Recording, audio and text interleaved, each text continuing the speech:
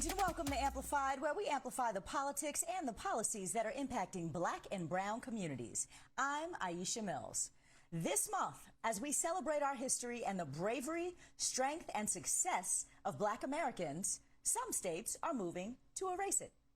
Georgia, Florida, New Hampshire, and Texas have moved to ban critical race theory and limit what can be taught in classrooms. These acts of censorship and eradication also extend to libraries, limiting access to information and critical thinking about the way that slavery and segregation have influenced American culture. Advocacy groups like the American Civil Liberties Union are on the front line of this fight, working to protect educators and students' rights. PEN America, a nonprofit which defends the intersectionality of literature and human rights, had this to say about the recent activity. It is unclear how a teacher could offer instruction or even guide conversation on some of the most important and contentious moments or themes in American history or society, such as slavery, the emancipation of women, the treatment of Native Americans, without triggering such a prohibition. Tonight, we're discussing the latest attempt in Georgia to whitewash these lessons and the potential impact on teachers' rights to freedom of speech. Senate Bill 377 would also allow the State Board of Education to penalize schools for discussing systemic racism in the state and across the country. Lawmakers driving the legislation claim that such topics are, quote, divisive concepts. Andrea Young is the executive director of the ACLU of Georgia, and she joins me now with more insight on the bill and what the group is doing to win this fight. Andrea, welcome to Amplified. Let's start with just how disrespectful it is to be talking about erasing our Black history during Black History Month. Could you tell us exactly what is happening in the state when it comes to CRT and why you think Republican lawmakers are behind the push? Yes. Well, I think we've seen for quite a long time, a resistance to telling the truth about American history. And so now we are seeing a raft of bills that would penalize teachers for telling the truth about American history. And most of us, white parents, Black parents, brown parents, we want our children to learn accurate history. We cannot fix the problems of the past if we don't understand them. And of course, many of the impacts of historical racism continue to this day. And, we have many issues. So I think it's a concern. One, it's very much related to Trumpism. This white grievance that's been whipped up by the former failed president to try to continue to divide people. That's really the irony, is if anything is divisive, it's bills like this that would pit teachers and parents against each other when parents and teachers have to work together for the sake of our children. Right. And, the whole thing is just so trumped up because you've got this ban, witch hunt, attack on critical race theory, and they're banning it in elementary schools when, frankly, it's not even taught in elementary schools or secondary schools in most instances. I know a lot of law students study critical race theory, but, talk to me about what has been happening there with the culture war, that there's this constant attempt to hammer out a problem that doesn't even exist. It's all made up in their minds because it's not something that's actually being taught. Well, because it's quite interesting. So we refer to it as, classroom censorship bills. And one of the things that's happening in Georgia is that now a majority of our school children are people of color. So that makes it even more offensive because children bring all of their life experience to the classroom. And we have children of, we have large refugee centers outside of Atlanta. We have increasing Asian American population, Hispanic American population, of course, the African American population, and African born Blacks continue to move to Georgia. So we have a tremendous, amazing richness and diversity in our community. And these bills would make it, virtually impossible for educators to to really help to children to see themselves in the curriculum, to see themselves and their experiences reflected in what's being taught. And I think it's just very much a reaction to the growing influence in our state. And I think we see that in Arizona also, the growing influence of people of color in the politics, in the government, in the leadership, in the corporate sector, even in our communities. So I think it's very much a reaction to that.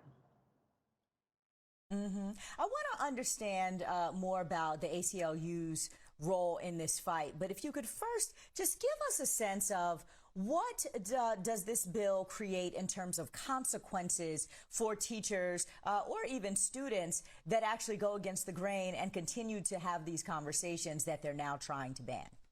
Right. Well, so you know that most of us had very limited African American history, even today. And so the first problem is just the chilling effect, even the fact that these things are being discussed in this way, in the legislature, this long list of divisive concepts that, first of all, are probably unconstitutionally vague, because how can you know when you have even run afoul of these of these laws? Jimmy Carter, when he became governor of Georgia, said, the time for racial segregation is over. And whether you're poor or black, you shouldn't be suffering from this continued discrimination and injustice. So if under this bill, if you try to discuss that in a classroom, you could be subject to running afoul of some of these bills. So there are many of them. The one in particular that you referred to in its current form would penalize and take 10% of the state funding from a school that was found to violate.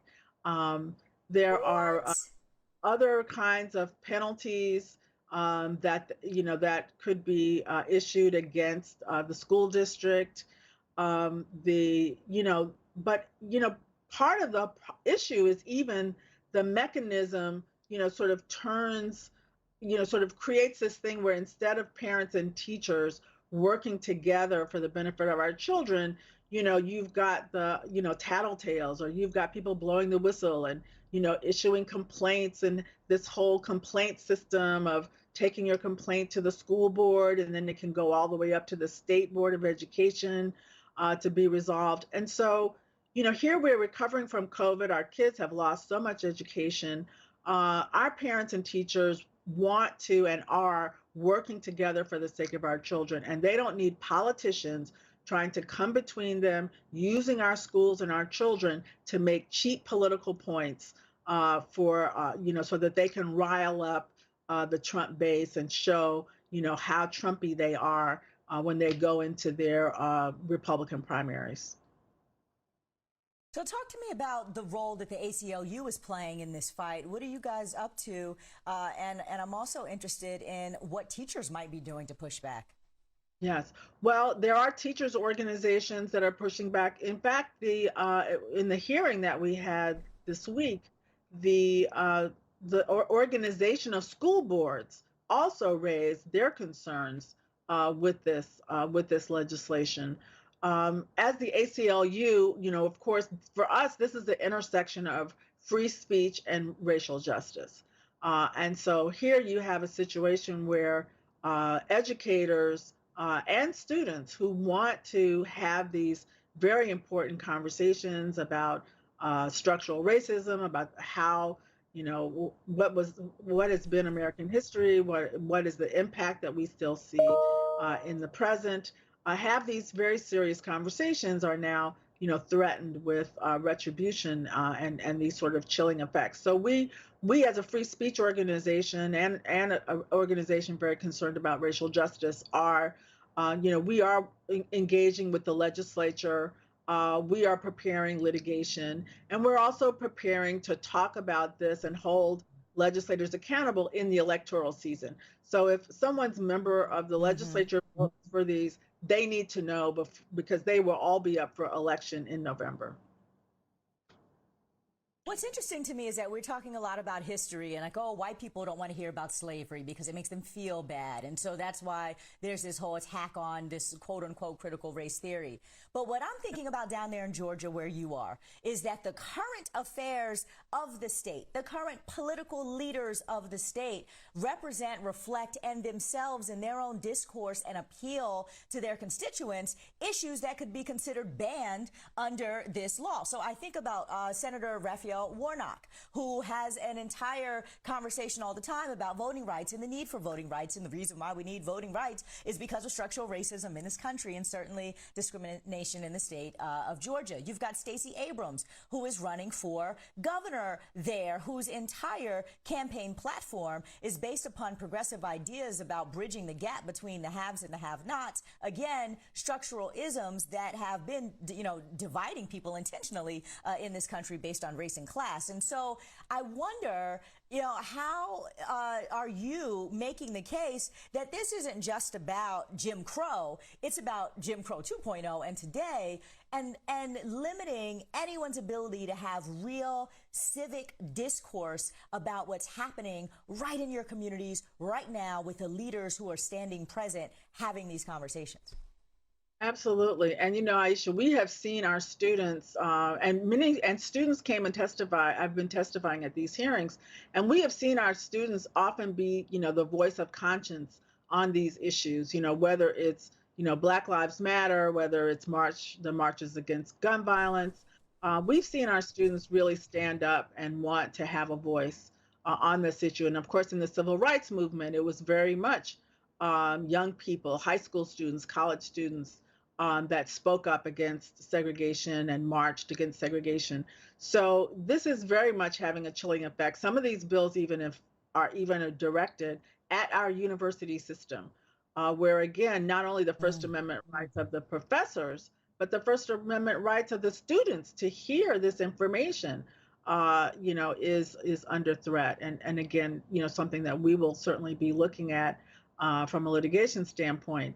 But you're absolutely right. These are not past issues in the state of Georgia. The last legislative session, we had a raft of voter suppression laws. We're in court right now on both voter suppression laws in Georgia and the redistricting plan that was passed in Georgia that was designed to reduce the number of Black members of Congress that represent our state.